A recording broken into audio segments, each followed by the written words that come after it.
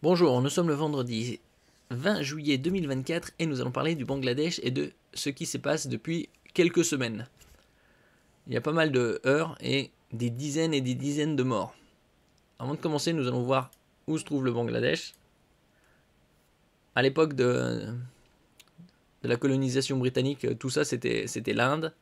Et avec leur départ, le pays a été segmenté par confession religieuse.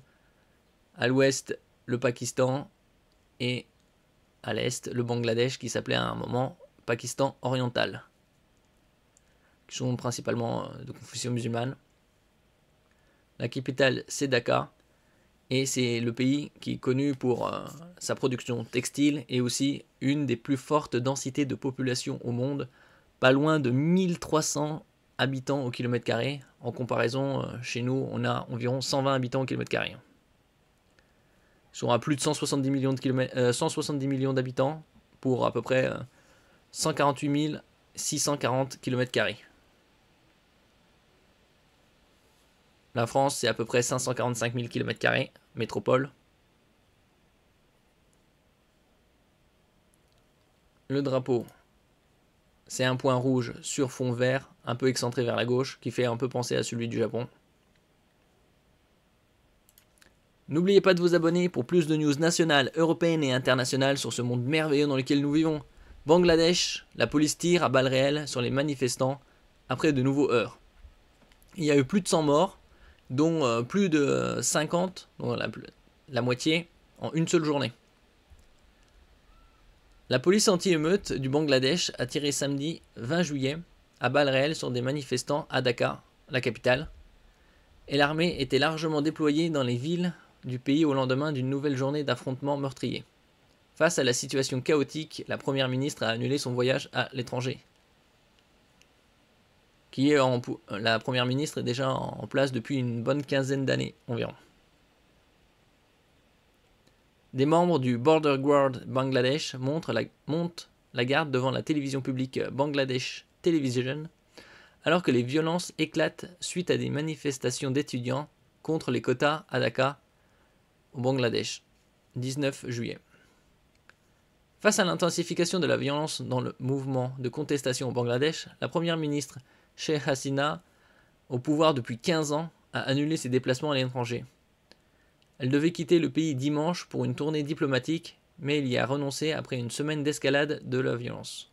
Elle a annulé ses visites en Espagne et au Brésil en raison de la situation actuelle, a déclaré Naïmoul Islam Khan ce samedi.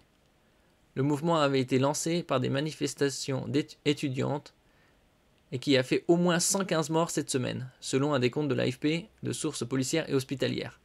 Mais avec le durcissement de la réaction de la police, qui a tiré à balles réelles samedi dans la capitale Dhaka, c'est désormais la fin du mandat de Madame Hasina que réclament les dizaines de milliers de jeunes Bangladais. Ça rigole pas là-bas. Hein. On va pas tirer avec des flashballs dans les jambes, c'est directement balles réelles. À bas, la dictatrice ont scandé cette semaine les manifestants lors de plusieurs défilés à Dakar, une mégalopole tentaculaire de 20 millions d'habitants. Pour rappel, c'est 150 000 km² environ, et plus de 170 millions d'habitants. Où des foules en colère ont mis le feu jeudi à plusieurs bâtiments gouvernementaux. Au moins une personne a été blessée parmi les milliers de manifestants rassemblés ce samedi dans le quartier de Rampura pour protester contre le couvre-feu imposé la veille. Ce dernier est entré en vigueur à minuit dans la nuit de vendredi 19 à samedi 20 juillet et restera en vigueur au moins jusqu'à 10h, 4h temps universel, ce dimanche, a rapporté la chaîne privée Channel 24.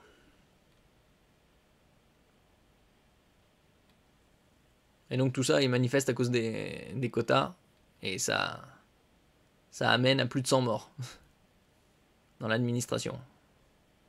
Les quotas dans l'administration. Le bureau de la première ministre a demandé à l'armée de déployer ses troupes après que la police a de nouveau échoué à maîtriser les troubles. D'un autre côté, on voit des centaines et des centaines d'étudiants face à quelques policiers. Ils ont besoin de renforts. L'armée a été déployée dans tout le pays pour contrôler les troubles à l'ordre public, a déclaré la porte-parole des forces armées Shardat Hossain. Des centaines de milliers de personnes ont affronté la police dans la capitale Dacca ce vendredi, a déclaré le porte-parole de la police Farouk Hossein.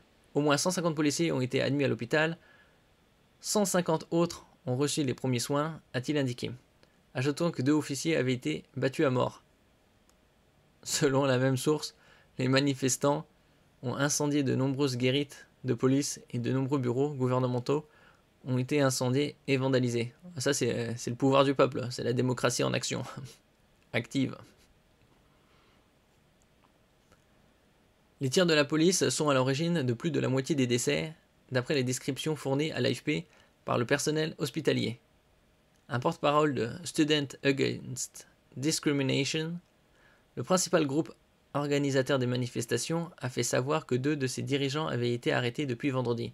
Un haut responsable du Parti nationaliste du Bangladesh, BNP, principale formation d'opposition, a également été arrêté aux premières heures ce samedi, selon le porte-parole du parti, Sairul Islam Khan. Ici, on a un peu d'images par-ci, par-là, de ce qui se passe.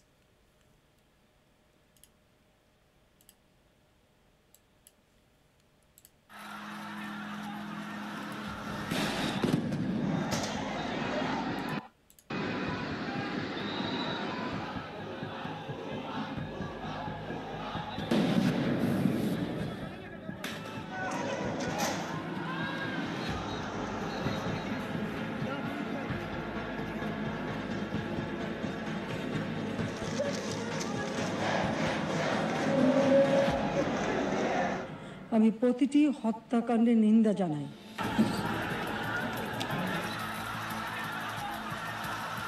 We condemn any violence against peaceful protest.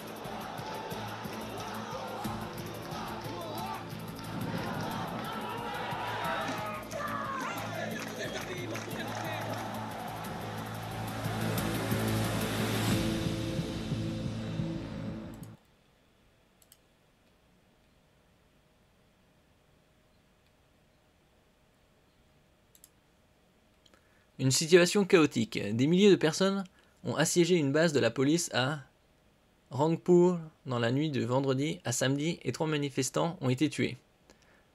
Les hôpitaux et la police ont fait état ce samedi de 10 décès supplémentaires à la suite des affrontements de la veille et 105 autres décès avaient été rapportés depuis mardi. Et ça dure à peu près depuis 3 semaines. Mais ça s'est intensifié ces derniers jours. Les tirs de la police sont à l'origine de plus de la moitié des morts, des décès signalés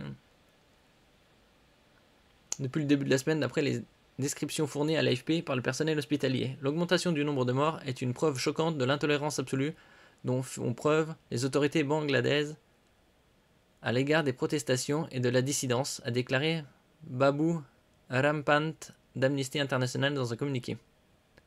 Les autorités ont imposé jeudi une coupure nationale d'Internet qui reste en vigueur, entravant fortement les communications à l'intérieur et à l'extérieur du Bangladesh. Ça rappelle les coupures d'Internet en Nouvelle-Calédonie. Les sites web du gouvernement restent inaccessibles et les principaux journaux, dont le Dhaka Tribune et le Daily Star, n'ont pas pu mettre à jour leurs comptes sur les réseaux sociaux depuis jeudi.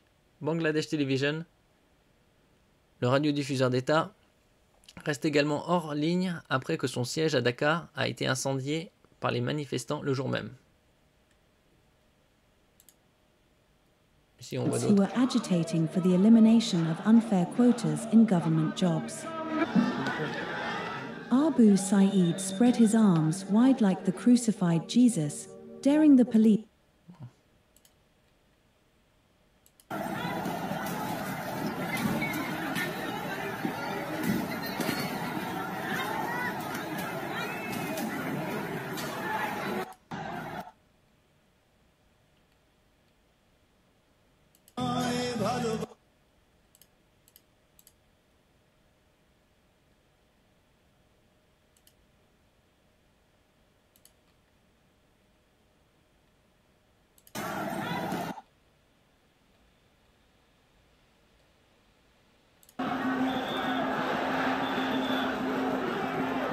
Ça, c'est pas assez.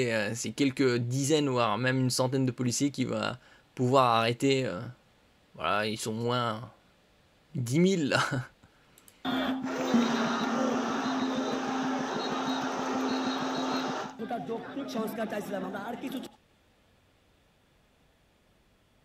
Ils demandent une réforme des quotas des systèmes. আমি টাকাবাসী পড়ালেখা করতেছি পড়ালেখা করার পর 6 বছর পর যদি আমার কোনো জব না হয় এই যে আমার পরিবারের ভোগান্তি আমার ভোগান্তি সরকার নেবে এটা কি দেশ নেবে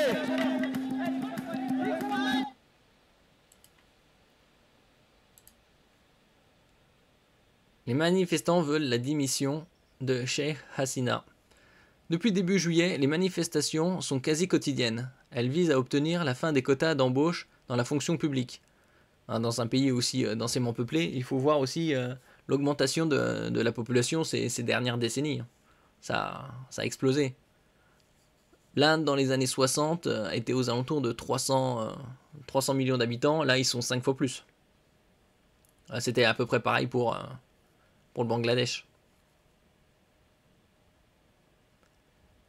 Ces quotas réservent plus de la moitié des postes à des groupes spécifiques, notamment aux enfants des vétérans de la guerre de libération du pays contre le Pakistan en 1971. Oui, parce qu'à l'époque, ça s'appelait Pakistan oriental, et donc eux, ils voulaient leur indépendance. Et c'est devenu Bangladesh.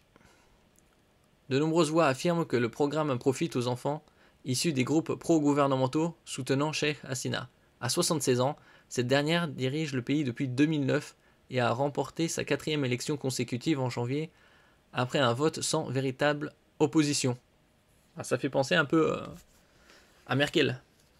Elle aussi, elle avait 4 mandats d'affilée. Son gouvernement est accusé par les groupes de défense des droits de l'homme d'utiliser abusivement les institutions de l'État pour asseoir son emprise sur le pouvoir et éradiquer la dissidence, notamment par l'assassinat extrajudiciaire de militants de l'opposition. Depuis les premiers décès survenus ce mardi, les manifestants ont commencé à exiger que Sheikh Hasina quitte ses fonctions. La frustration monte au Bangladesh parce que le pays n'a pas connu d'élection nationale véritablement concurrentielle depuis plus de 15 ans, depuis qu'elle est en place. Observe Pierre Prakash de l'International Crisis Group. Sans véritable alternative dans les urnes, les Bangladais mécontents n'ont pas beaucoup d'autres options que les manifestations de rue pour faire entendre leur voix, a-t-il ajouté. Bon, en général, c'est à peu près pareil partout. Hein. Si on ne peut pas faire entendre sa voix par la voix de la démocratie et de la civilisation, c'est-à-dire par le calme, il faut tout renverser. Sinon, on ne se fait jamais entendre.